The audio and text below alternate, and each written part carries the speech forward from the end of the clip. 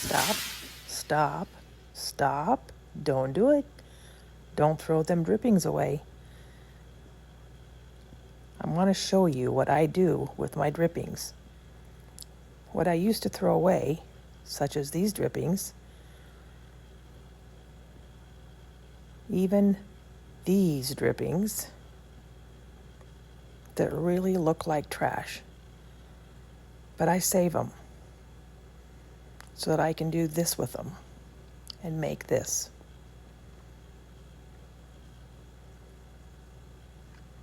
All my drippings I save, I just pile it until I need them. What used to be trash is now to me money-making countertops, treasured pieces like this. Save them all. And all of these can be made into this. Stunning pieces. Hi guys, I'm Debera Wakefield with Debera's Ditties Artistic Stone, and I'm here to show you what I do with my drippings. Hi guys. All right, so today I am going to go through and answer some questions that people have been asking me, how I make my, I guess, resin chips, resin flakes that I use in a whole bunch of different projects. So I've been asked how I do it. Why do I save my trash? This is just what the drippings that come off of a project. Sometimes it's 2 or 3 projects that's dripped on this, and it's just on my plastic. I always put plastic down anytime I do a project, as most of us do, and as we all know, it peels off just really easy. You can also put it on the slick side of butcher paper, and it peels off really easy. So I peel this stuff off, and I'm asking myself, what can I do with that? Okay, and so I started working with cutting it up. Okay, well, if you have a 46 square foot kitchen, which is kind of a medium-sized kitchen, are you going to sit there and cut every little tiny piece out of this to make a kitchen countertop? And I did cut every piece, and here's some little tiny guys that I cut up. And it was then that I realized that it was a little too much to do, to sit and cut for a countertop. So you can see all them little tiny pieces. But since then, I have done everything you can imagine to cut this up fast and have it be more of a cost-effective way to do this. Now keep in mind, I use this for a lot of different things. So let me show you just a few different things that I do use it for. You can use it for the Terrazzo. I just did a video on this that should be out by now.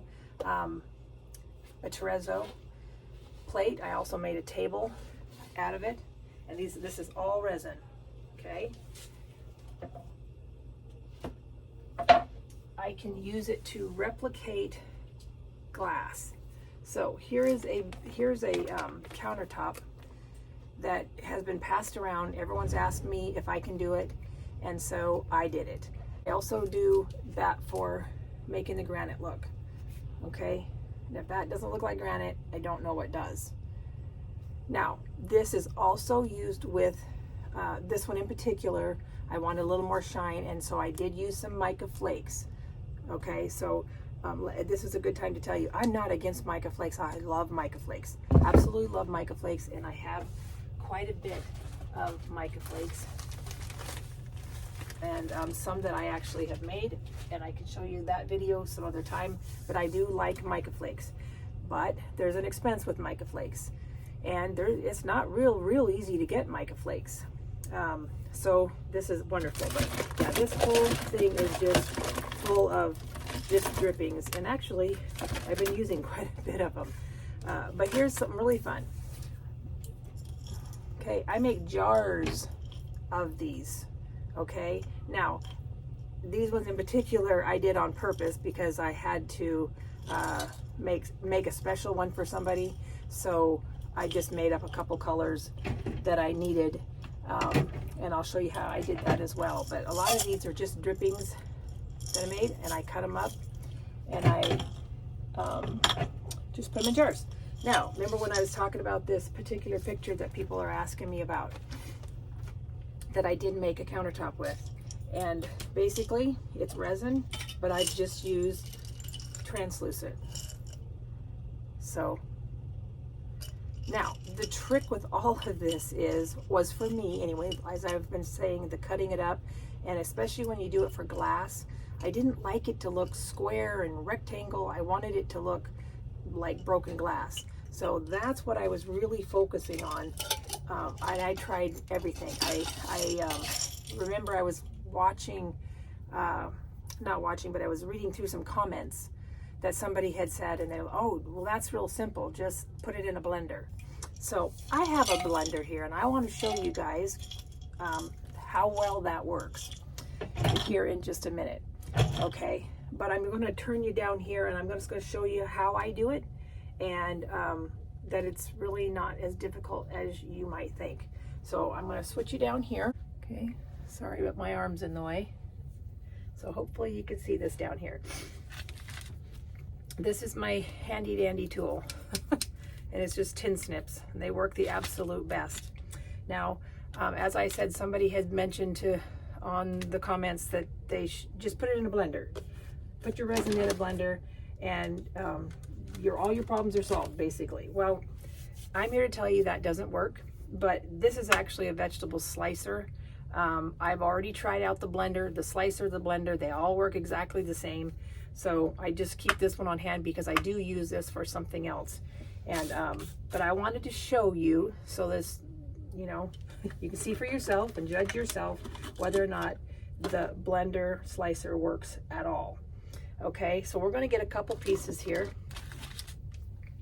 In here.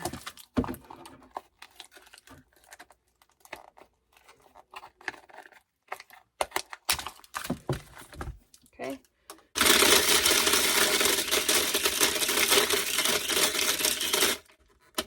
Okay. You can see it's smoking. Okay. It doesn't work.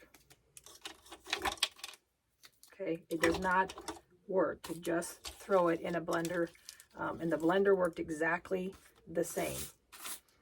Okay. So at the best, it'll chew up the ends a little bit, but it does not cut it. And the blender worked exactly the same way. This does only have one blade. I know that's going to be something somebody says, but I tried the exact same thing in a blender, and what happens is it'll go through it sometimes and just stick there and hold it as it tries to go around, and the machine just, they don't like it at all. So this little pile right here, however, okay, I'm going to put these back in this pile. This little pile, I actually did do that in here.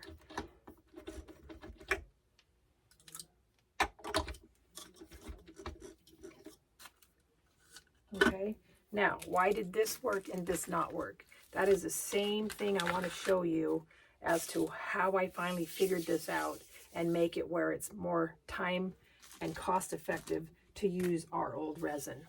Okay, because if you take a piece that, and I don't have one right here on hand actually, that is brand new. So let's say it's 24 hours old, you peel it off your table and you go to cut it. It cuts very easily, all right? That's great. And if you have employees or have some kids and you want them to have something to do, they should cut up your resin, and then you're going to get jars full of resin and ready to go.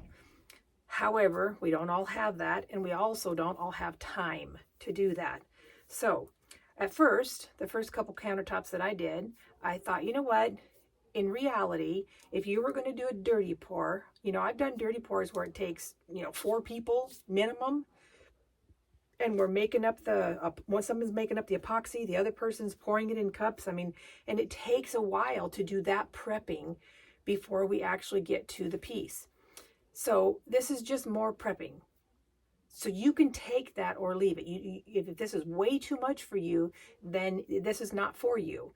But I'm telling you, it's not as hard as you think if you do it right. As I showed you my bucket over here, of my garbage, every time I clean my table, I just peel that stuff off and I throw it in the bucket. I don't have time to cut it all up right then and there.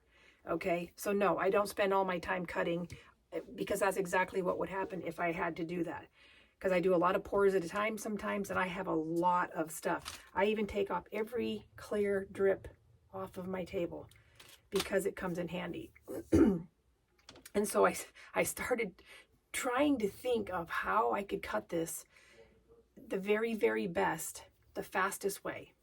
Well, I was kind of at a loss. I really couldn't figure it out by myself. I asked my husband, and he started thinking about it.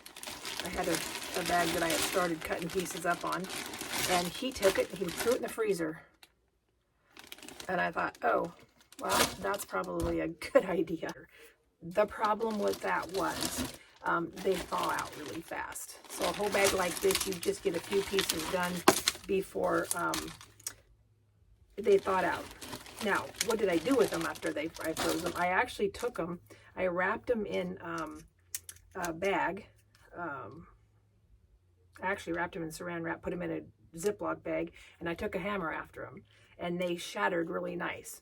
Really nice. Matter of fact, I loved the way they shattered for the glass look. Okay. However, that was still kind of not what I wanted to do. I was still trying to find something a little bit better, but that did work. Though that worked, it just wasn't exactly what I was looking for. And so, meanwhile, I'm still making resin chips and stuff by cutting them, because I had a lot of projects that I was doing. And finally, one day, I needed a color that I had had in my garbage bucket for quite some time. And that's when I discovered, all this time I'm looking for the right answer, and I just had to be patient. Because what happens when you leave resin sitting for a long time in a bucket, cured, totally cured, and it's fairly thin, when you do cut it, it just breaks. So it breaks into quite a few more pieces. You even get these little tiny guys, which, by the way, I love these guys. The little tiny guys are perfect for the granite look. They're perfect for what I call filler. So if you make something like this, you have all these little tiny pieces in here. I love that. And so I really look for that when I'm cutting it up. When you do glass, you want these little tiny shards because they look like little pieces of crushed glass. So I really, really like this. And there's another way that I get this that I'm also going to show you. But so all of this all along, I found out was really had to do with how long and how old the epoxy was. So I guess what I'm saying is keep all your epoxy, throw it in the bucket, and as you need it, as it gets harder, it's easier to cut because it just shatters. Let me see if I can get you a piece that I've had for a while. Let's see, maybe something like this. Okay, this one actually, we actually did this one on purpose too. We was doing some mosaic, which, by the way, is another thing that I do with my resin. We do mosaics. So my students make their own glass, so to speak. Okay, so this one I've had for quite some time. Okay, did you see that? It just shatters. Now this works really good for the glass look. If you can see that, it didn't just one piece. I mean, it's literally going to shatter, and it's going to give me, you know, I've got 4 little pieces of that already. So you just, look at that. It just comes apart and just shatters. So now you can see that it's not that big of a deal. And you can make whatever sizes that you want. I don't want to do any more because I don't know that I have a jar for that. Let me see.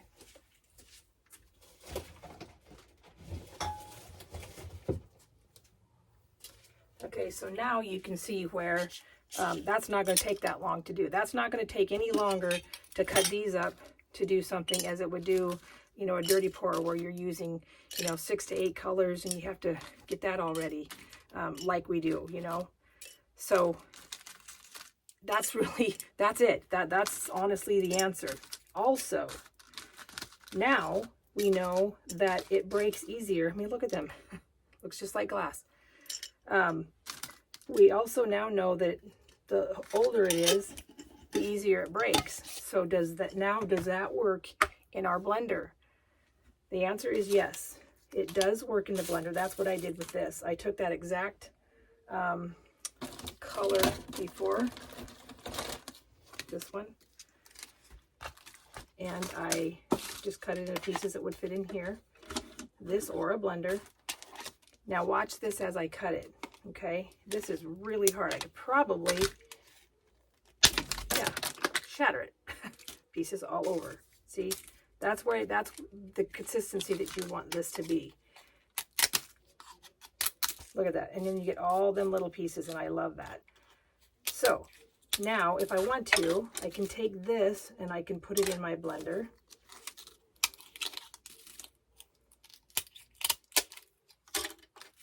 Though I really don't feel like I need to, but if you want smaller pieces, you can throw it in there. And I should be able to get a lot smaller pieces. So look how nice that is though. Holy smokes. It's just so easy. It's not a big deal to cut it now, and you want them little tiny pieces. So anyway, we'll stick them in there just to see how this does, so you can see for yourself.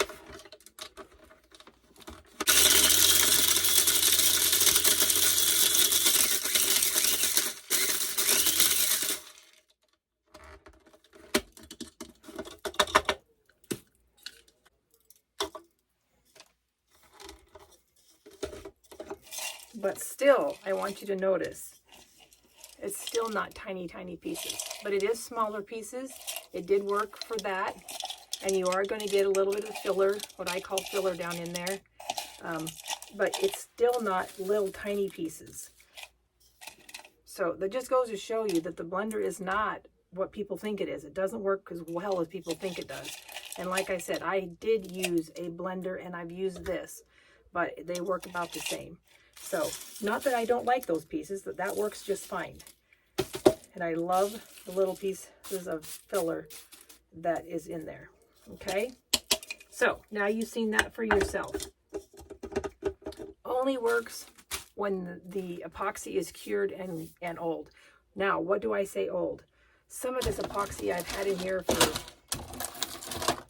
months. Yeah, so that's kind of the difference in everything. Okay, now remember I was talking about the filler. Well, this is filler, what I call filler, and what I really love. There's another way to get this. There's a couple different ways to get this. And one of the ways is, because I'm a teacher and because I do paint pours, I get what we call acrylic skins. So we just pour the excess on a sheet of paper. And this is what we get when an acrylic pour, which is one of these, when we pour this, it also drips onto the plastic, and then we peel it off and we use it. I use it for flakes, exactly what I'm doing here. So this is really easy. This really thin, okay? And I do not cut this stuff. This is what works the best in this, and this is why I keep this around. I rarely use it for my resin. If I do, I definitely make sure that it's been cured for quite some time. Okay, but this works magnificent. This is my best friend when it comes to making flakes. And I'm telling you, I have used, I mean, look at the colors. So if whatever you're doing has these colors in it, it's awesome. Okay. I mean, it just tears my hand. It's just acrylic. That's what that is. It's just acrylic. And since I'm doing this color, I might as well just go ahead and do it all up.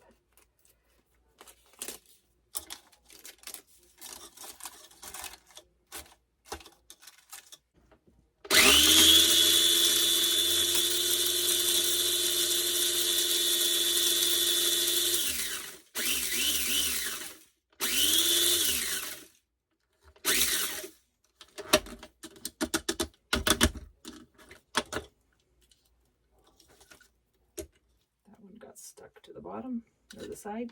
But look at this.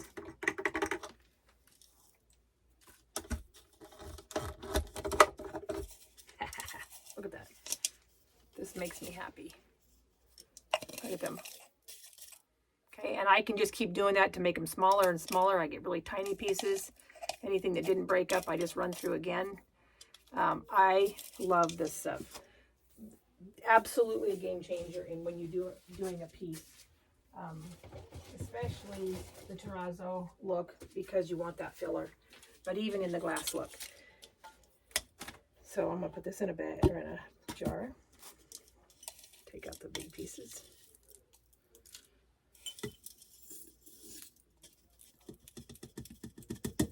Look at look at those tiny, tiny pieces right here. Okay, there's really no other way to get them like that. So that's priceless to me. And once again, this is stuff that would have just been thrown away, absolutely thrown away. It would have been rolled up and thrown away. But now, anytime anybody had anything extra, I just go get one of these that I can use over and over and over. It's a, what do you call it, sheet protector for paper. And I just pour the extra stuff that they have, my students have, on one of these, let it cure overnight. I just keep piles of them and piles of them. Okay, and so that makes my filler. And there you go. Now I've got filler. Okay, well, that just makes me really happy. But anyway, I know the question is, what if you don't have these? I mean, the only reason I have so many is because I've taught the class and I have all these students and I have a lot of leftover acrylic skins. So I have something really fun to show you that you can also do and get the same exact thing. And this you're just going to be amazed with. This is me thinking outside the box. Anytime you can save money and make money with something that's a little bit easier, then I'm all for it. Okay? All that stuff. I just love that. Here's the Terrazzo stuff that I was using. All the different colors here. And I cut them up. See, for the Terrazzo look, you have to go watch my video, but Terrazzo, it's okay if it's cut in squares and triangles and stuff, because Terrazzo is really made more of tiles and things like that, and they break them, and then so they are more geometrical. Whereas the glass, I like it better when they actually shatter. I like these. Like down in here, where they shatter and look more glass-like, and plus translucent also helps. So just different ways of cutting it and why I cut it the way I do. Okay. Now comes another fun thing. Hopefully it's dry enough to show you. Okay, so for those of you who don't have acrylic skins, there's a couple different ways you can do that. Now we're back to turning trash into treasure. We all have cups, right, that we take this from. Yes, I do. You just saw that for yourself. I do save these. Once again, I just work with it when I can. I don't necessarily cut these all up or do this in every episode, or every time I do something. But when I have to take time to clean, there you go. I do save this all the time. I cut off this heavier, thicker stuff, throw it in my trash pile, and I keep these. These are like treasure to me, and I will show you why. This is the secret of all secrets, in my opinion. Ha. And you can see that I keep them. Some of them I've kept in this little thing just to keep them nice and flat. Doesn't really matter. I've got them different colors. So here is what I use when it comes to resin. I use these in my blender. Okay, once again, these work well because they are very, very thin. Now I'm only going to do a piece of that because I use these for a more important reason. that I will show you. So we're just going to do a couple. Now these, look how thin that is. That's bookmarker thin, paper thin. Okay, now these aren't going to shatter, right? So when I cut these, if you're going to cut these have to be cut, you know, individually, and that works really good for mosaic, by the way. It also works, or not mosaic, but glass look. You cut these up for glass, bingo, they are really nice. And they lay so flat in your epoxy that it's just another bonus. But we're going to show you what this does when we put it in here. Okay, I got my blade in there. We're going to put this in here. I'm going to put that in there. There.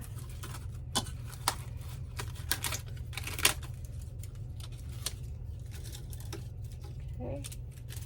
This glue goes on. There we go. Okay.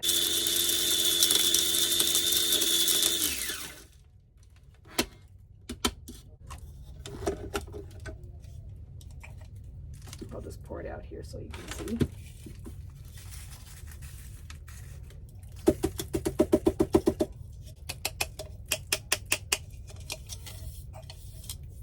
Very staticky.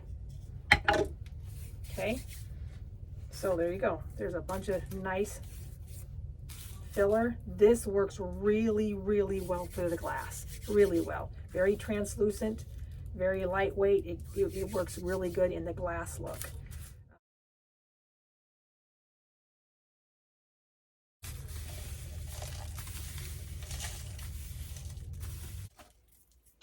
Now, anytime I do play around with these, I normally wait to do them when I do the whatever it is I'm going to do, you know, the countertop or whatever, because it is literally very staticky. So at least when you're doing your piece, you don't have to worry about losing. Look at all that. That's precious right there. Okay, so if you're doing your piece, you just do it right over the top, and there you go.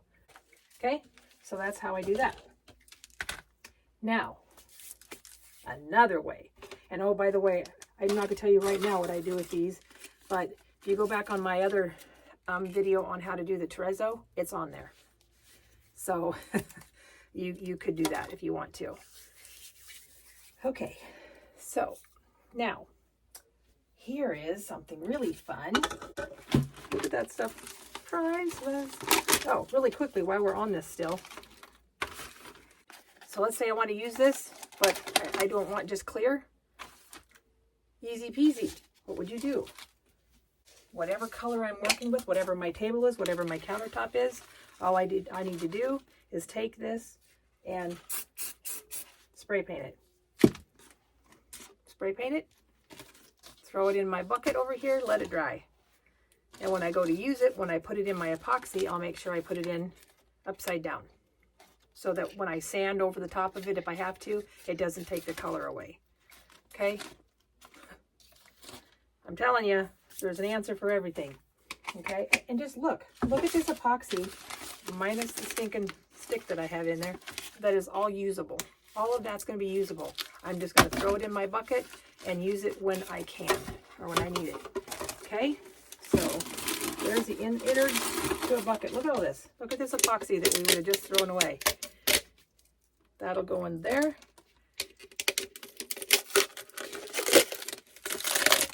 And the skin goes in there. And now I have a clean bucket that I can reuse. Okay? So, there we go. That's that. Now, if you didn't have the skins like I did, like I told you, the acrylic skins like I do, which most of you wouldn't. One, you can make them. They're really simple. You just pour acrylic and Floetrol together with some glue all, and you can make skins of your own. So if you really want to do, that's all it takes. However, there's an easier way, and I'm going to see if this is dry. Okay. So this is the other way that we can do this. I've spray painted this put it over a chair or whatever you have. This is just a garbage sack, just a green garbage sack. And I spray painted it with spray paint.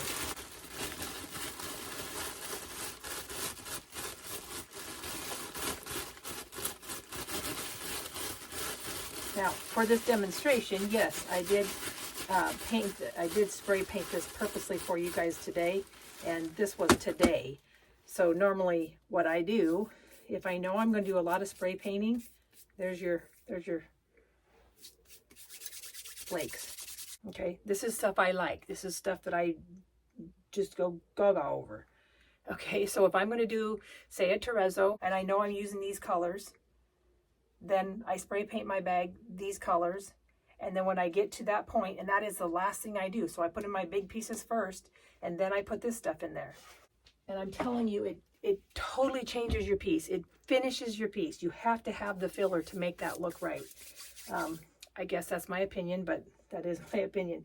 So now, I don't always spray paint every single time I want to do something. When I'm going to spray paint something, I make sure I have plastic under it. Simple. So I'm still not wasting spray paint. I did today because I wanted to show you this, but I'm not wasting spray paint. I just put plastic down anytime I'm going to do a really spray paint job, and then my plastic gets it on there, and then I'm using it. Once again, something you would throw away. I know I'm crazy, okay? I know that, but really, seriously, this is, in a piece, this is just as good as mica flakes. Just in, what, 2 minutes, look what I'm getting already. And I can have different colors, and there you go.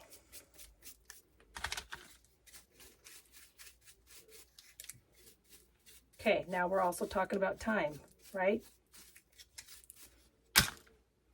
Quickly, there you go. I mean, that is to die for when you're doing things like granite look and or the Terrazzo look or even glass look. This looks like the little shards that we cannot get without really going and cracking glass, breaking glass, or that kind of thing. So this is awesome. Now the other thing that I did,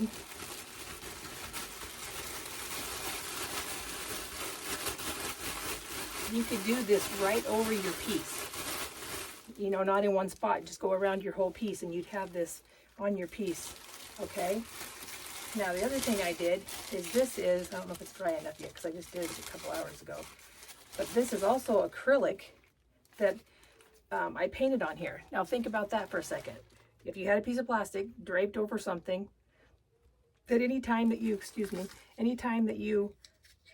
are painting your base color, the undercoating for your countertop or whatever, your brush is always, or roller, brush or roller, most of us use a roller, but anytime you're painting anything, I just really wipe this off onto my plastic, and then I just let it sit there, and when it dries, I have, because that's what this is just paint. And like I said, I just did this one about an hour ago, so it's really not dry enough, but it comes off just like the spray paint does in sheets. Like I said, this one's not quite dry enough.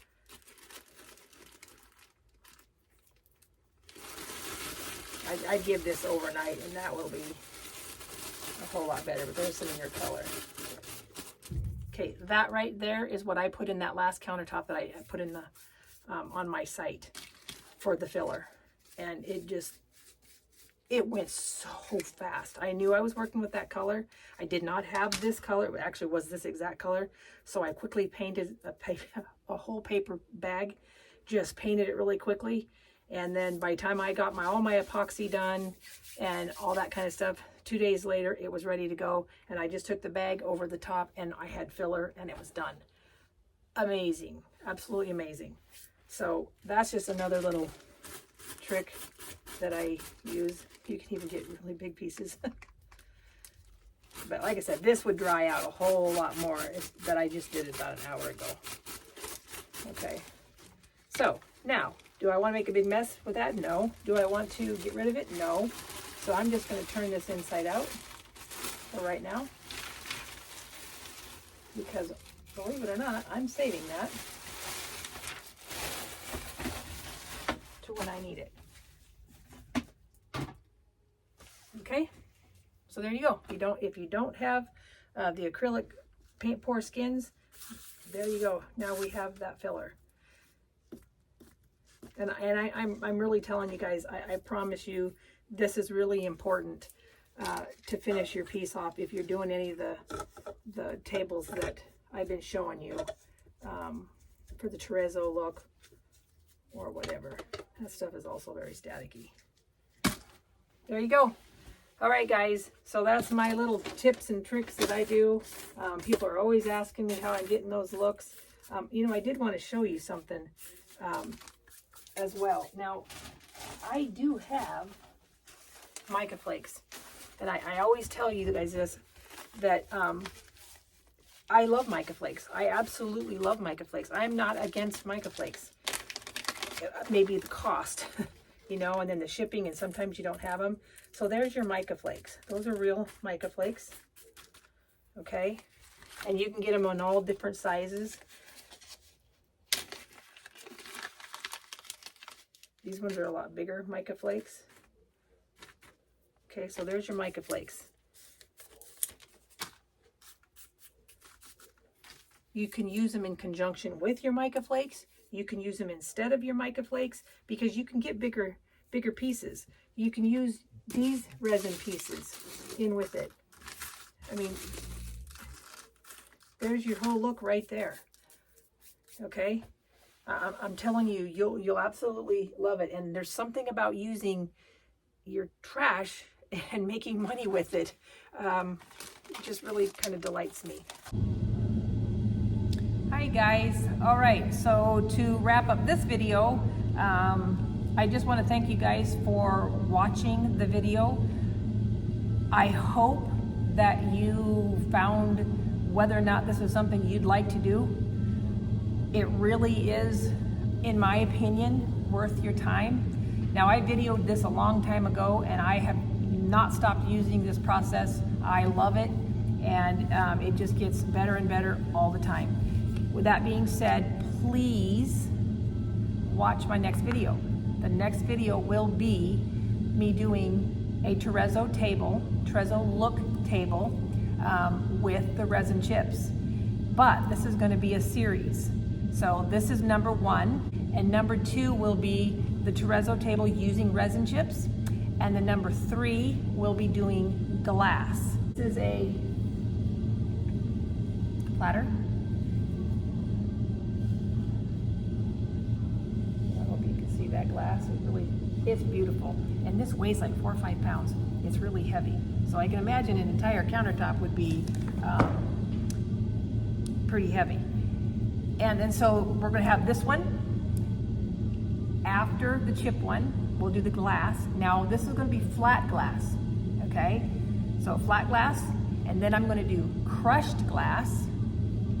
And then I think I'm going to try to do one that looks, the Terrazzo look is opaque, so I don't have to make it look like glass.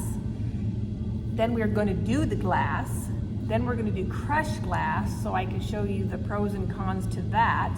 And then I think I'm going to try to do another video that is, this is all resin. And this is the translucent that looks like glass. This is awesome. I've actually already done one like this. I just didn't video it, so we're going to have to video a different one. But yeah, so whole series. Make sure you watch them. So go out there, turn sticky into stone, and replicate what we can't duplicate. So in other words, mimic to the best of your ability, because we can't duplicate it. So let's replicate what we can't duplicate. Tie your head around that one. All right, guys, if you like this video, please give me a thumbs up and follow me and subscribe and all that YouTube stuff. And thank you for bearing with me as I'm learning all of this. It's really not my forte, let's put it that way. So I hope to see you on the next video. All right, bye guys.